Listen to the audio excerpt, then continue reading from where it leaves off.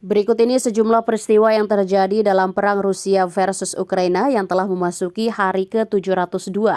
Jatuhnya pesawat angkut militer Rusia di Belgorod masih menjadi topik panas yang dibahas oleh kedua pihak bertikai.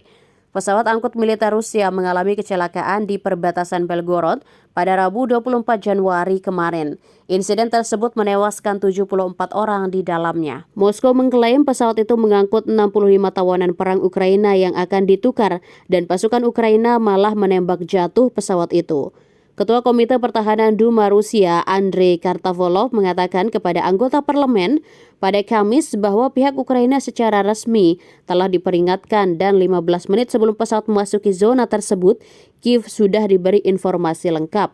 Menanggapi pernyataan Kremlin, pejabat Ukraina mesti tidak secara eksplisit menyangkal pasukannya menembak jatuh pesawat angkut militer Rusia. Ukraina hanya mengatakan ragu bahwa tawanan Ukraina berada di dalam pesawat tersebut. Juru bicara intelijen militer Ukraina, Andriy Yuzov, menegaskan Kiev belum menerima permintaan tertulis atau lisan dari Rusia untuk mengamankan wilayah udara dan sekitar Belgorod.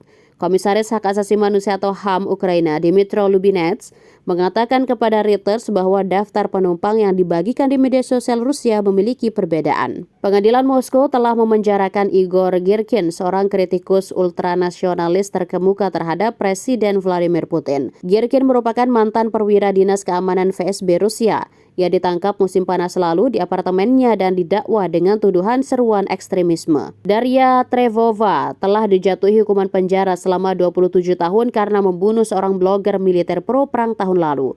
Wanita Rusia itu divonis bersalah oleh pengadilan St. Petersburg atas tuduhan termasuk terorisme sehubungan dengan kematian Valdlan Taratsky. Beberapa organisasi besar negara Ukraina melaporkan serangan cyber terhadap sistem mereka yang merupakan gelombang terbaru yang sumber dekat pemerintahannya menyalahkan intelijen Rusia. Majelis Parlemen Dewan Eropa di Strasbourg dengan suara bulat mengadopsi resolusi tentang nasib anak-anak Ukraina yang dipindahkan secara paksa dan dideportasi oleh Rusia.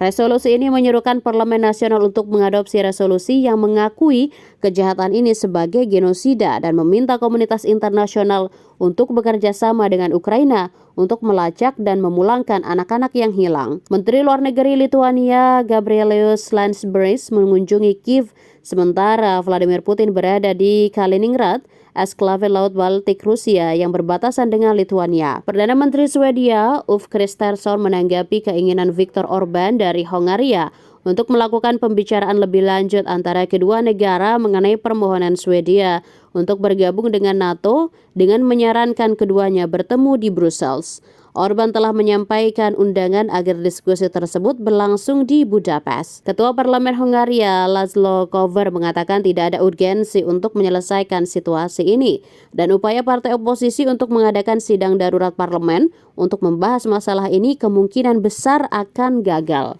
Download Tribun X sekarang, menghadirkan lokal menjadi Indonesia.